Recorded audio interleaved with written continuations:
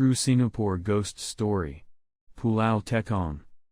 Spanning an area of some 24.5 square kilometers, and sprawled with some rubber and mangrove plantations as well as man-made open fields and forests.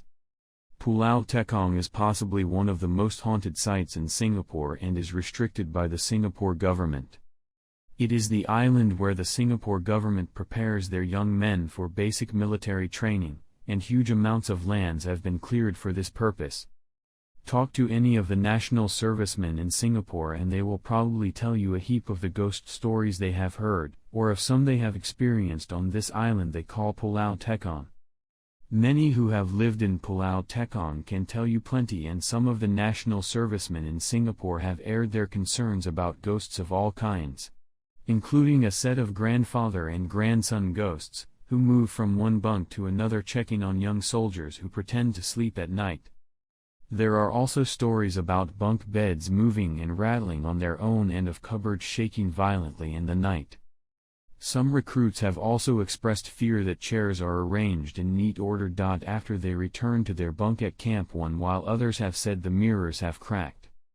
Then of course, watch yourself if you are walking into unknown roads which are cursed, in forests where demons and spirits may live, and where the locals could place a bad spirit into a tree. Best watch yourself in these areas because Pulau Tekong is filled with many bad spirits. And you are of course best avoiding the local vampire who enjoys feeding off unsuspecting men at the late hours close to midnight. The following include some of the haunts known by many of the local national servicemen. We believe there are more to be noted in Pulau Tekong, but suffice to say the following are enough to drive you nuts. Let's go into the third door bunk at Camp 1. If you walk into Pulau Tekong's military compound, you might be baffled by the face of the new and old buildings. Some say the areas that lead to the old camps are so badly lit that it sends chills down your spine just walking past them. The window panes could be broken, the rooms simply haunting and eerie, devoid of the human lives that once filled them. There are so many stories you will hear from Pulau Tekong. Well, back to our story. One of the most interesting and sad stories may involve the strange happenings at the mysterious third door bunk at Camp 1. There is a story that began in the 1980s. 1983 to be precise. About a young national serviceman who died in the most unfortunate way, and had returned back to haunt his platoon members and everyone else who dared walk the space of the bunk at Camp 1. Before I tell you this story, let me say that many have spoken of this story as an urban legend. Some say it is true and some will swear to you that this story never happened at all, that it is merely a myth. In recent years, there had been a movie done on this story, and serials broadcast over the local channel in Singapore, all pointing to the fact that this incident was true and that this young man was found dead in the most ghastly way. As you hear this story, you can also reference the official story that came out in the local newspaper, where many parts of the story seem to have been conveniently left out. That story follows shortly after this story. Pulau Tekong, if you read, is very central to the Singapore government's own military ambitions for the area. As I have scouted on my own seeking some understanding of this strange tale, many have confirmed that this story is true by older ex-national servicemen who claim to be around this young man at the time of his death. There are others who have said that paranormal activities began in the bunk shortly after the young man's death. Some have said that the only reason why the bunk in which this young man occupied was torn down only arose because of the persistence of terrible happenings which couldn't be explained, and many more which compounded to simply disrupt the life of the young Singaporean recruit.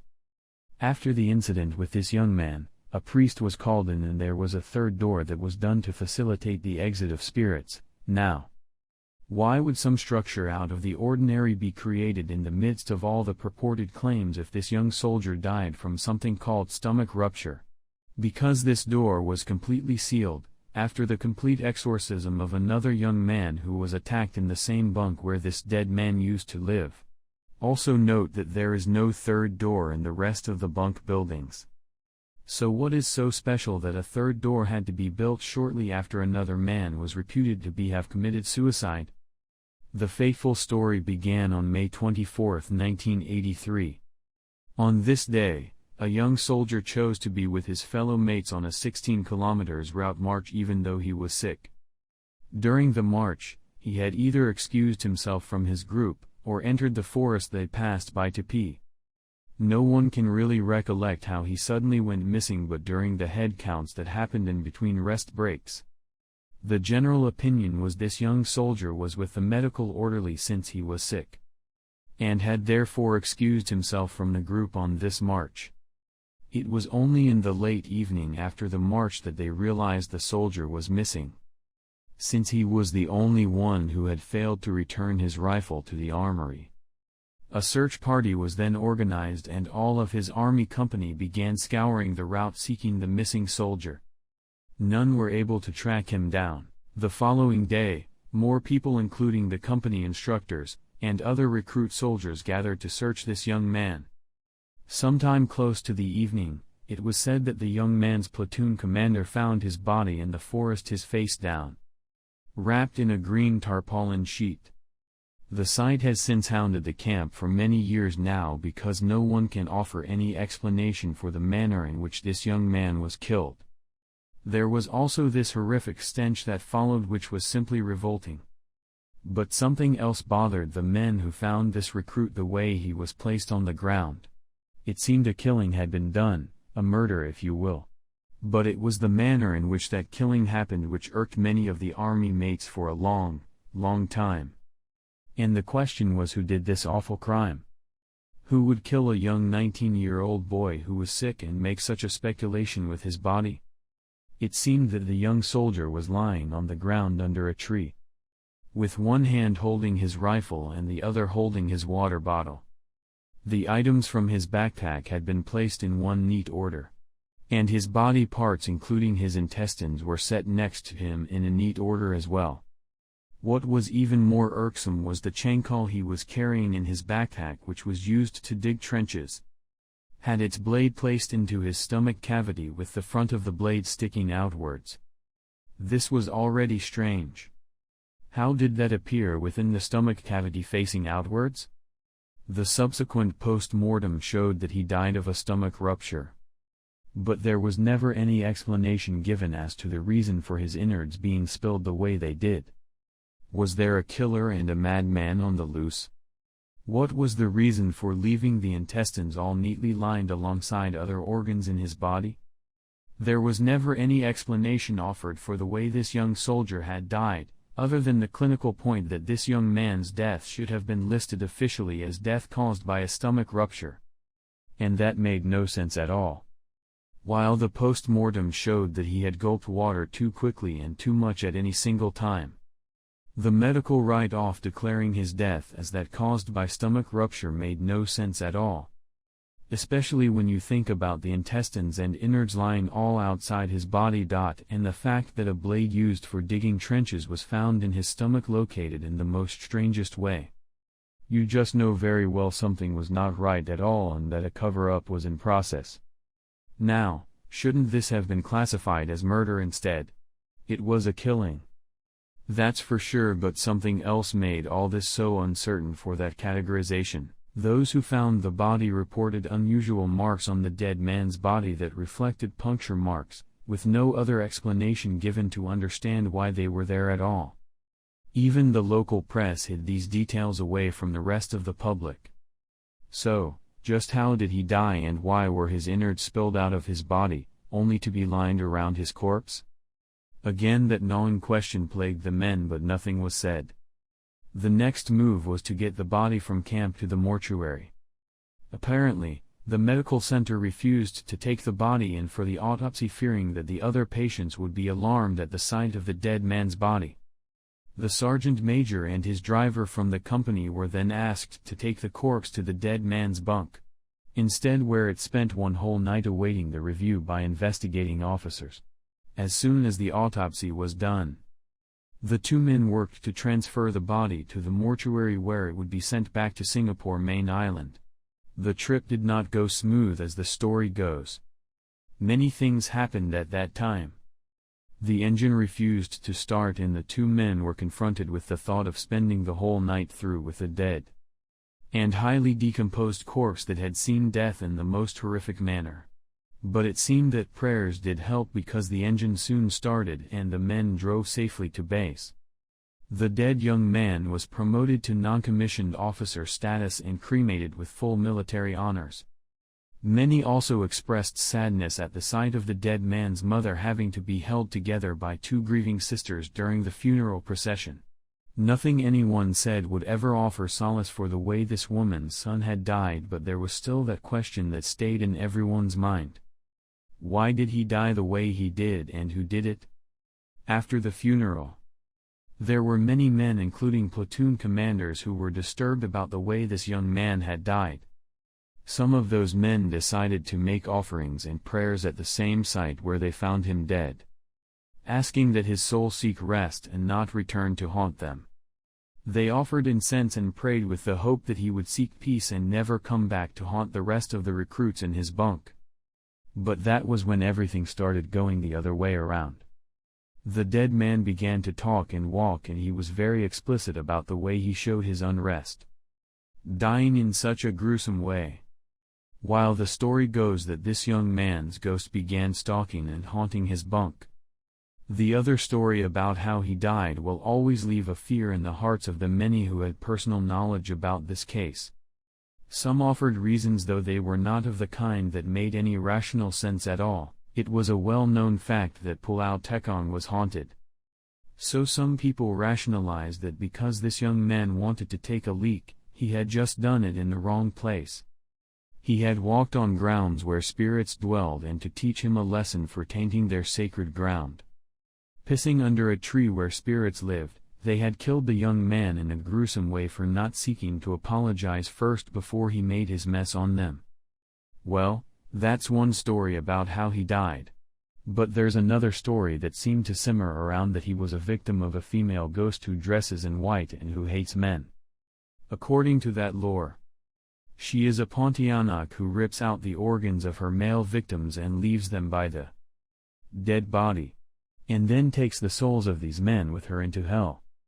Of course, with the unusual medical report that came from the autopsy, nothing made sense at all except for the kind of explanations which were whispered in quiet corners. The official medical report which was formalized by the authorities was death by stomach rupture, which never gave credence to answering why his intestines were spilled in such a neat pile by him. But what came after his death was something truly from the gates of hell, because many things started to wrong in this young man's bunk after his death.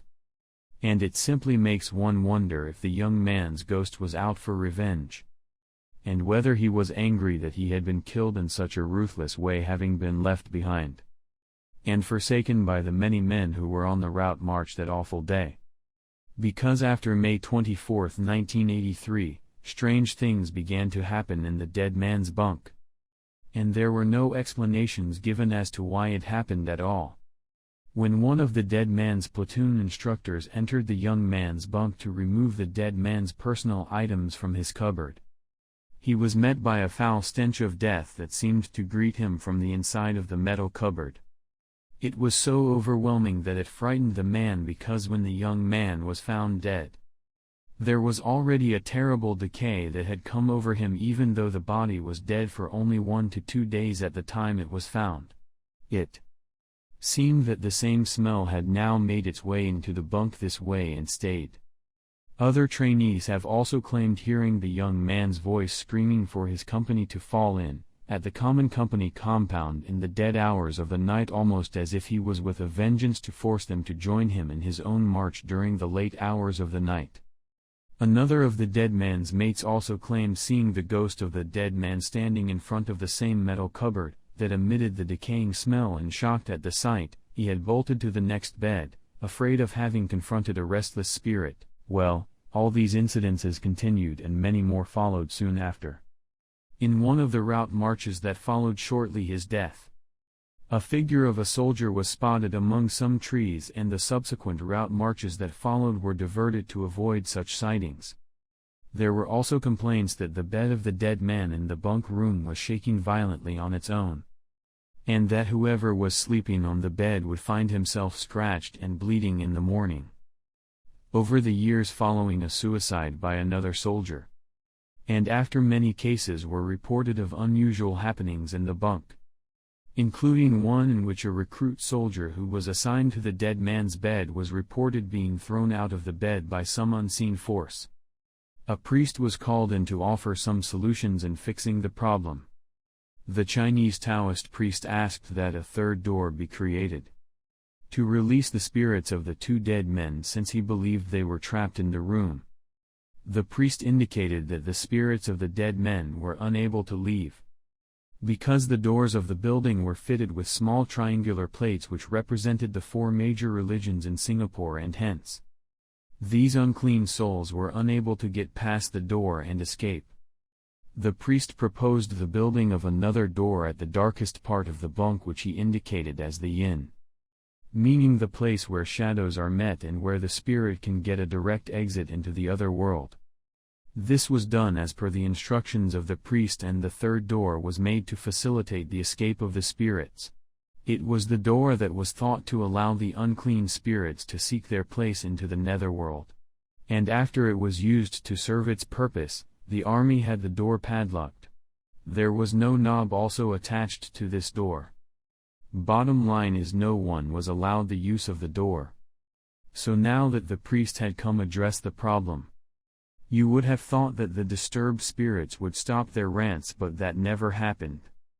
In fact, there were other spirits reported which continued to torment the young men, leading to unusual happenings with no explanations given.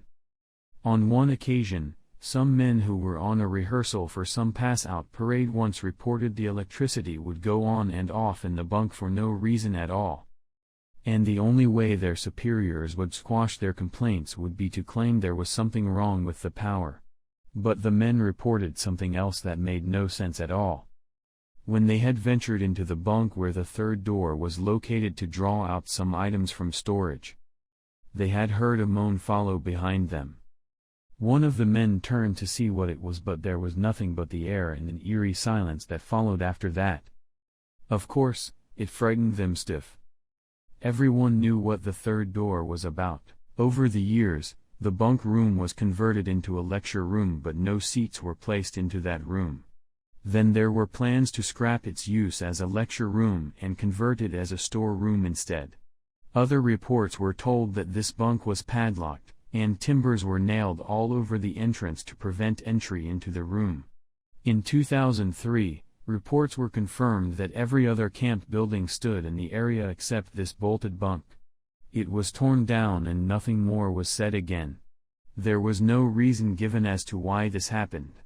Maybe it was just time for the spirits to move on. The ghost of the dead young man who met his unfortunate death was not invited, and he should have left the world as he was told to do. What if he did and the rest of the spirits of the dead just decided to stay? No one quite knows really, but if you go by the Chinese yin and yang concept, the idea of adding more yang to the area seemed better with demolishment of the haunted bunk. More light was needed for the area, so it seemed. Hopefully, with the move to demolish the place, it would spur in more light now into the wasted area, and stop the restless souls from prying on grounds they were not invited to. Hope you like this true Singapore ghost story. Please leave a like for the video, subscribe to my channel and comment down below, so you will not miss any new videos like this. Thank you.